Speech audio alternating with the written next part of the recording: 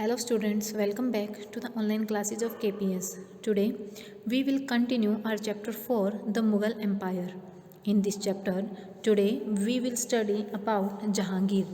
जहांगीर जिनका childhood name Salim था, जो कि अकबर के एल्डेस्ट सन थे, सबसे बड़े बेटे थे। वो उन्होंने थ्रोन लिया 1605 में अकबर की डेथ के बाद। जहांगीर जिसका मतलब होता है ruler of the world. History में जहांगीर को उनके जस्टिस के लिए, कि उन्होंने हर एक इंसान को जस्टिस दिया, इसके लिए जाना जाता है। जहांगीर ने एक सॉलिड एम्पायर बनाया और उसके ऊपर से अपना होल्ड जो है वो भी लूज़ नहीं होने दिया। मिलिट्री कैंपेन्स, जहांगीर ने अपने साम्राज्य को और ज़्यादा बढ़ाने की सोची और इसी टाइम में उस जो एम्पायर वो इनहेरिट कर रहे थे, जिसके वो मालिक थे, उसको संभालते हुए उनके सामने सबसे बड़ा चैलेंज आया। उन्हीं के अपने बेटे खुसरो ने रिबेलियन कर दी थी उनके अगेंस्ट, लेकिन फाइनली उसने जो है जहांगीर ने जो है उसको दबा दिया, उसको क्रश कर दिया अपने आयरन हैंड से। आयरन हैंड का मतलब है कि वो काफ़ी पावरफुल था, अपनी पावर से या फिर अपने खुद की मिलिट्री की मजबूती से उस रिबेलियन को दबा दिया था। फिर उसकी अटेंशन गई मगध, अवध और बंगाल की तरफ, जहाँ पर कि उसने अपना कंट्रोल जो है वो और ज़्यादा मजबूत किया। जहांगीर को ही ये क्रेडिट जाता है कि बहुत लंबे टाइम से मेवाड़ और मुग़लों के बीच में जो कॉन्फ्लिक्ट चल रहा था उसको उसने ख़त्म किया। उसने मेवाड़ के रूलर राणा अमर सिंह को हराया, लेकिन उसके बाद भी उनको अपने टेरिटरी में एक्सरसाइज करने के लिए अलाउ कर दिया। लेकिन सिर्फ एक ही कंडीशन रखी गई, वो ये थी कि राणा अमर सिंह मुग़लों के लिए लॉयल रहेगा। उसने बंगाल के जो अफ़गान थे उनको भी सबड्यूड किया। उसने एक कैंपेन चलाया था, अभियान चलाया था दक्कन स्टेट के लिए, लेकिन वो फेल हो गया, वो सक्सेसफुल नहीं रहा, क्योंकि अहमदनगर का जो कमांडर था उसने उसको अलाउ नहीं किया कि वो दक्कन के टेरिटरी को कॉन्क्वेर करे या फिर अपने राज्य में मिलाए। एक है चेन ऑफ जस्टिस। अकबर ने अपने राज्य के अंदर एक चेन ऑफ जस्टिस लगाई थी। इन्हें मैन ऑफ जस्टिस के नाम से भी जाना जाता है, जिसमें कि 60 बेल लगी हुई थी। एक फोर्ट से लेकर, आगरा के फोर्ट से लेकर और आगे यमुना नदी के किनारे तक उसको एक स्टोन फिक्स किया गया था, जहाँ तक ये चेन जाती थी, जिसमें 60 बेल थी। जो लोग जस्टिस लेने के लिए आते थे उन्हें वो बेल बजानी पड़ती थी, ताकि राजा तक उसकी आवाज़ पहुँच जाए और राजा उसको जस्टिस दे सके। जहांगीर एंड नूरजहाँ। 1611 में एम्परर जहांगीर की मैरिज हुई मेहरुनिसा से, जिसको उन्होंने नूरजहाँ का टाइटल दिया। नूरजहाँ जिसका मतलब है लाइट ऑफ द वर्ल्ड। वो बहुत ज़्यादा इंटेलिजेंट, टैलेंटेड और ब्यूटीफुल थी। जहांगीर हर एक इम्पोर्टेंट इशू में उनसे एडवाइस लेते थे। एक बार जहांगीर बीमार पड़ गए थे, तब नूरजहाँ ने सक्सेसफुली राज्य के सारे अफेयर्स को मैनेज कर लिया था। जहांगीर ने सिल्वर के सिक्के जारी किए, जिस पे उसने एक तरफ तो अपने खुद का इंस्क्रिप्शन और एक तरफ तो अपना खुद का नाम और जो टाइटल है वो, और दूसरी ही तरफ अपनी बेगम का नाम, जिसका क्वीन बेगम नूरजहाँ, ये लिखवाया और वो सिक्के अपने राज्य में जारी किए। नूरजहाँ हमेशा ये एफर्ट लगाती थी कि वो अपनी सन इन लॉ शायर को जो है वो प्रमोट करे, ताकि उसको वहाँ का नेक्स्ट किंग जो है वो बनाया जा सके और उसे थ्रोन दिया जा सके। और इसका रिजल्ट क्या निकला कि प्रिंस खुर्रम ने जहांगीर के अगेंस्ट रिबेलियन कर दी थी। English traders. जहांगीर के रेन में ही सबसे पहले इंग्लिश ट्रेडर इंडिया आए थे। वो जहांगीर से ट्रेड राइट पाना चाहते थे और साथ ही साथ कंसेशन भी पाना चाहते थे।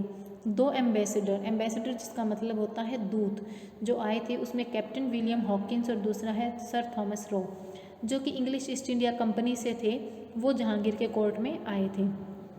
1612 में जहांगीर ने इंग्लिश ट्रेडर को परमिशन दे दी कि वो अपना ट्रेडिंग पोर्ट जो है वो सूरत में लगा सकते हैं। साथ ही साथ कई ट्रेडिंग राइट और कंसेशन भी उसने उनको दिए। Next is Shahjahan. जहांगीर की मृत्यु के बाद सक्सेशन का वार कि अब अगला उत्तराधिकारी कौन बनेगा, अगला मुगल एम्परर कौन बनेगा, वो सभी बेटों के बीच में, जहांगीर के सभी बेटों के बीच में शुरू हो गया। और फाइनली प्रिंस खुर्रम जो है उसने सक्सेसफुली थ्रोन को 1627 में असेंड किया।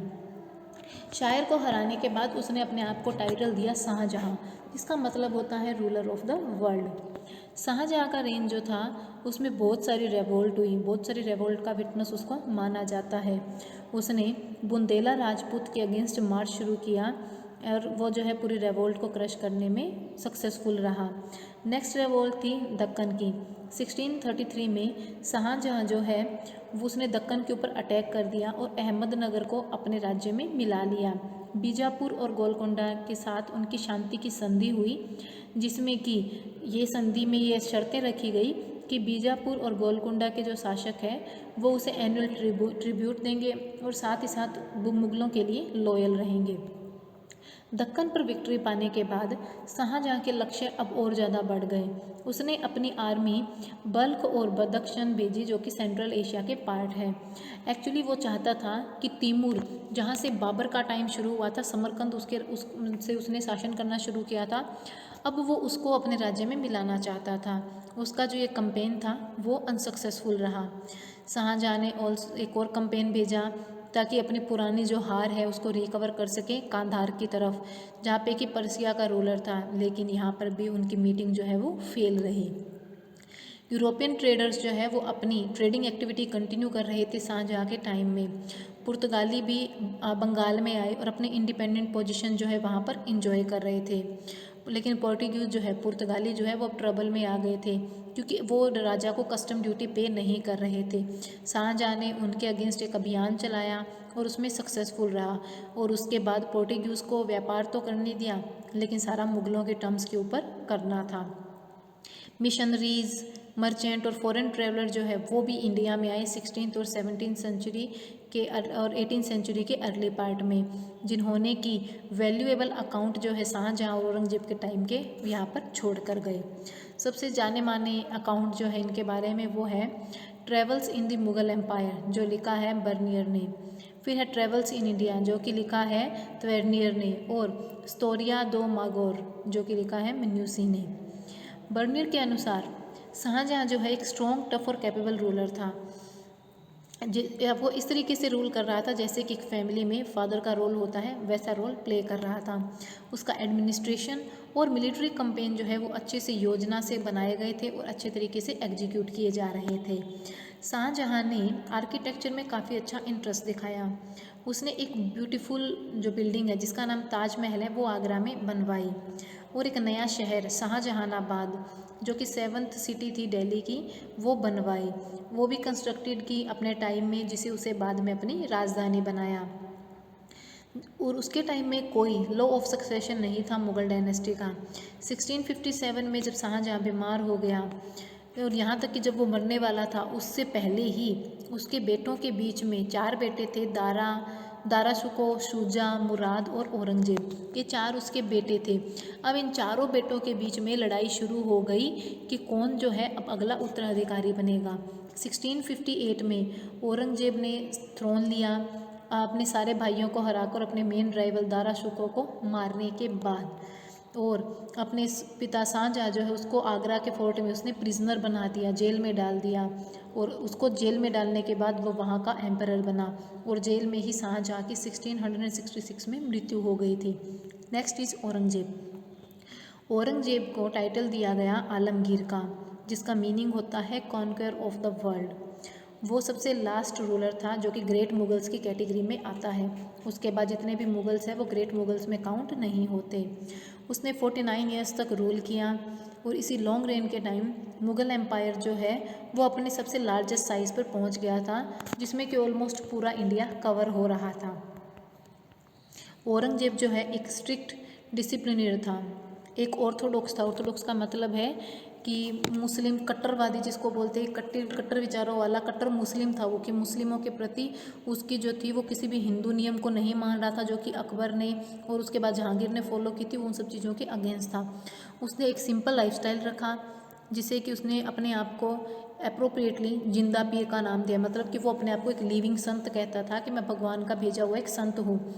औरंगजेब जो है वो कभी भी महंगे कपड़े नहीं पहनता था, ना ही कोई गोल्ड और सिल्वर के वेसल्स पहनता था, ना ही वो ट्रेजरी से अपने पर्सनल यूज़ के लिए पैसे लेने के फेवर में था। उसने कुरान को कॉपी किया, कैप सिलवाई और उनको बेचा करता था। औरंगजेब के टाइम में भी काफ़ी सारी रेवोल्ट हुई थी नॉर्थन इंडिया में। औरंगजेब ने लैंड टैक्स जो है वो 1/3 से 1/2 जो है वो प्रोडक्शन का कर दिया था। जाट जो थे आगरा और मथुरा के, सतनामी जो थे और जो बुंदेल जो थे उन्होंने उसके अगेंस्ट रेवोल्ट कर दी क्योंकि लैंड टैक्स बढ़ा दिया गया था। अकबर की ही तरह उसने फ्रेंडली राजपूत पॉलिसी जो है अपनाई।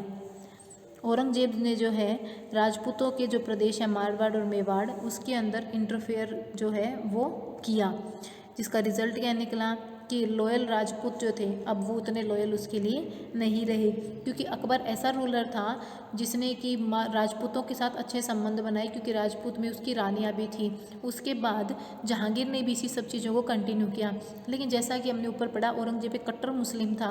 अब उसने फ्रेंडली पॉलिसी जैसे अकबर ने बनाई थी वो उसको कंटिन्यू नहीं कर रहा था, उसने राजपूत स्टेट के अंदर इंटरफेयर करना शुरू कर दिया, जिसकी वजह से राजपूत जो थे अब उसके लिए लॉयल नहीं रहे। औरंगजेब जो है वो टाइम किस पे स्पेंड करता था, अपनी सारी रिसोर्स और अपनी एनर्जी सिर्फ और सिर्फ इन रिवोल्ट को क्रश करने में उसने अपनी लाइफ का टाइम निकाल दिया। लेकिन उसकी सबसे लॉन्गेस्ट और टफ स्ट्रगल जो था वो मराठा के लीडर शिवाजी के साथ था। Next is Deccan policy. Aurangzeb ने अपने पूरे शासन के 24 ईयर्स जो है वो दक्कन में बिताई। वो सक्सेसफुल रहा बीजापुर स्टेट को अपने राज्य में मिलाने में 1686 में और गोलकुंडा को 1687 में, लेकिन वो शिवाजी को सबड्यू नहीं कर पाया और उसके सक्सेसर्स को सबड्यू नहीं कर पाया। इसका रिजल्ट क्या निकला कि एक इंडिपेंडेंट मराठा स्टेट बन गया, लेकिन साथ ही साथ नॉर्थन इंडिया के अंदर उसका एडमिनिस्ट्रेशन वीक पड़ना शुरू हो गया, उसकी ट्रेजरी उसका खजाना जो था वो खाली होना शुरू हो गया, उसकी जो कॉन्क्वेस्ट थी अब वो मराठाओं के कॉन्फ्रंट शुरू हो गई थी। लेकिन औरंगजेब ने ट्राई किया कि वो उनको ज़्यादा से ज़्यादा क्रश कर सके, मराठा पावर सत्ता में ना आए, लेकिन वो हर बार फेल रहा। उसने अपना टाइम, अपनी एनर्जी और अपनी मनी जो है इन फ्रूटलेस वॉर में जिसका कोई फ़ायदा उसे मिलने ही नहीं वाला था उस पर यूज़ किया। एक रूलर होने के नाते औरंगजेब के पास कोई भी विज़न, दूरदृष्टि नहीं थी। उसकी पॉलिसीज़ जो थी लार्ज एक्सटेंड की वो रिस्पॉन्सिबल थी कि मुग़ल एम्पायर पूरी तरीके से ख़त्म होने की कगार पर आ गया था। उसका रीइंट्रोडक्शन जो था जजिया का, उसने उसे अनपॉपुलर बना दिया। अकबर जिसने जजिया कर हटाया था, औरंगजेब ने उसे वापस से लागू कर दिया था, जिसकी वजह से लोगों के बीच में वो अनपॉपुलर हो गया। दूसरा रीज़न उसकी अनपॉपुलरिटी का था कि उसकी इनटॉलरेंस की नीति, वो किसी चीज़ को टॉलरेट नहीं कर रहा था, मतलब हर चीज़ में वो इंटरफेयर कर रहा था। वो एक कट्टर मुस्लिम की तरह पूरा मुस्लिम बन रहा था। उसने हिंदू रानियों को कोई छूट नहीं दी, कोई हिंदू त्यौहार उसके राज्य में नहीं मनाए जाते थे। औरंगजेब जो है उसने कोई हिस्टोरियन या राइटर्स के उसमें कोई इंटरेस्ट नहीं था। उसके राज्य की जो इन्फॉर्मेशन है वो आलमगीरनामा जो कि मोहम्मद काजिम ने लिखी है, नुक्शा ए दिलकुशा जो कि भीमसेन ने लिखी है, फुतूहत ए आलमगीरी जो कि ईश्वर दास ने लिखी है, उनसे पता लगता है। और यही कुछ वैल्यूएबल वर्क है जो उसके राज्य के हमें मिलते हैं। औरंगजेब के जो सक्सेसर थे वो वीक थे, करप्ट थे और इनएफिशिएंट थे, तो रूलर्स जो थे वो अब उसको कंट्रोल नहीं कर पाए, जिसकी वजह से जो नोबल्स जो थे उनके हाथ में कंट्रोल चला गया। नेक्स्ट इज मुगलों का एडमिनिस्ट्रेशन कैसा था।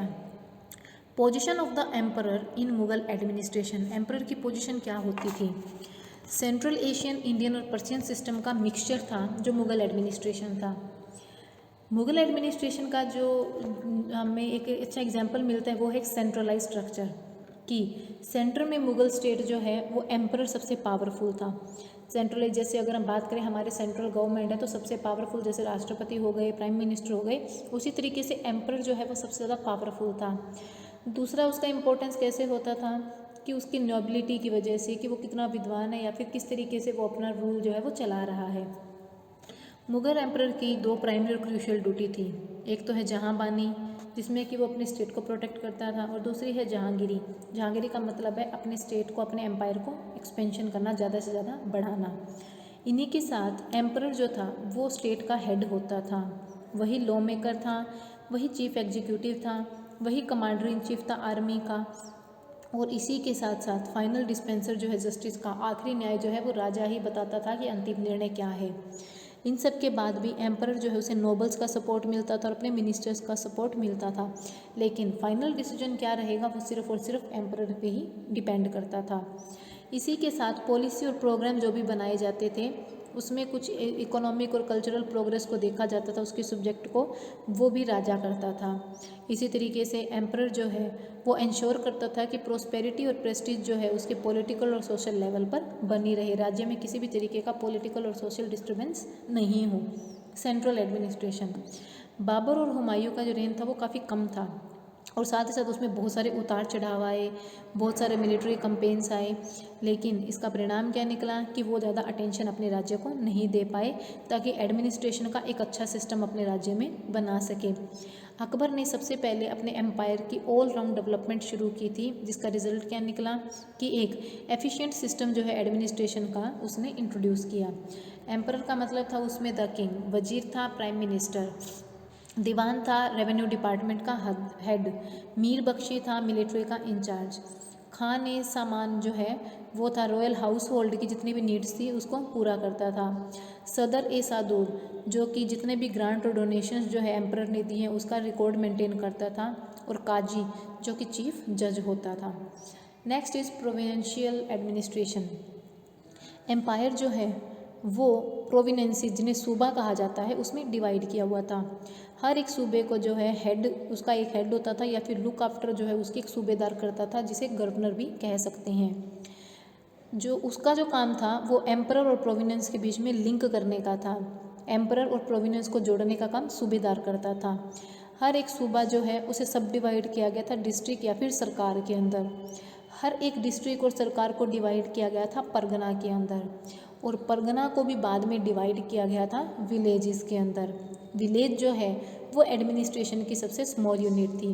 ध्यान रहे सबसे पहले आते हैं प्रोविनेंस या सूबा। सूबा को सब डिवाइड किया गया था डिस्ट्रिक्ट या सरकार में, डिस्ट्रिक्ट को सब डिवाइड किया गया था परगना में, और परगना को डिवाइड किया गया था विलेजेस में, और विलेज जो है सबसे स्मॉलेस्ट यूनिट थी एडमिनिस्ट्रेशन की। कोतवाल जो है वो टाउन एडमिनिस्ट्रेशन का इंचार्ज होता था, पुलिस होता था, उसे सिविल और साथ ही साथ पुलिस ड्यूटी दी गई थी।